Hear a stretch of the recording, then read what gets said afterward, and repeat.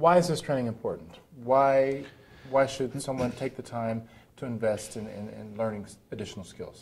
I've worked with dozens of forensic accountants. And I've taught forensic accounting for over 10 years in seminar formats and conferences like this. Now, what I've learned is that forensic accountants are very, very good at what they do, but everyone has spots where they're not strong. Okay? So if you're a very experienced forensic accountant, you can come in here to the Forensic Accounting Academy and start filling in slots, whether it be standards and practices, whether it be presentation skills in terms of writing a report and what is a lawyer going to look at, and also dealing with what the lawyers do wrong and helping to prevent a misunderstanding before it happens. So really what we're talking about is how to not make mistakes. Mm-hmm. Mistakes that I've made as a lawyer, mistakes that students have made in the past, and how do you avoid them? How do you manage the relationship between the lawyer and the forensic accountant to make sure you make less mistakes? And so whether or not you're just starting out your career, or you're thinking about making a change, you get a tax or an audit practice or some other type of practice, you think about adding forensic accounting to that mix, we'll take you light years down the road in that process during this 5-day course. So who would be the ideal candidate for this training program? The best way to answer that is to describe how we define financial forensics as a market, for lack of a better term. And we've identified 3 categories of people. We call them users, preparers, and regulators.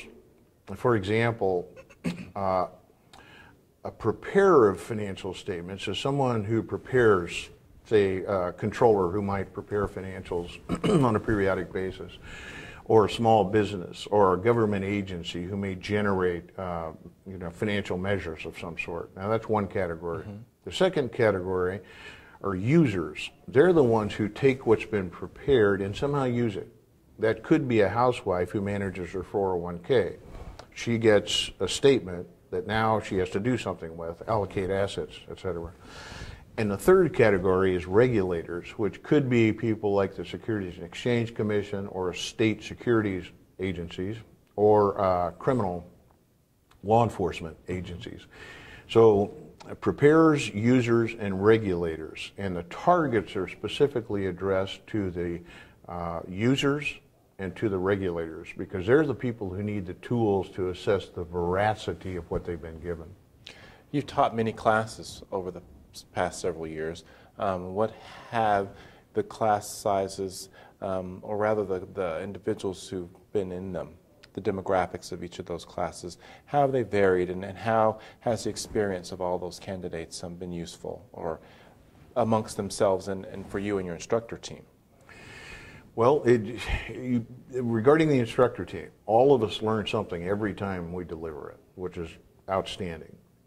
The composition has been exactly as we had hoped for, because often it's not accounting types by any stretch. We've had people attend the conference and the training as diverse as, say, an examiner from the Securities Exchange Commission, or police officers, or professors, or one-man CPA firms, or large CPA firms. We had the director of internal audit of a $4 billion public company, and his plan was to get these tools, take them back to his team so they could apply them. Mm-hmm. So the 3 categories I've mentioned, users, preparers, and regulators, we've had attendance from all of those categories. Well, I think that if anyone's going to practice in the realm of forensic accounting, they need to have these tools and techniques that we're giving to them. In summary, it's like we're giving them a toolbox. And if I'm a carpenter, I can't do everything with the hammer. I need to have those other tools for specific jobs, and I need to know when and how to apply those tools. So we may not make everyone an expert in every single thing that we're teaching them here this week, but at the end of the day, they will at least be cognizant of what tools and techniques are out there and what they should be doing in each investigation. and have an idea of when and how they should apply these different tools and techniques. Fantastic. Anything you'd like to add?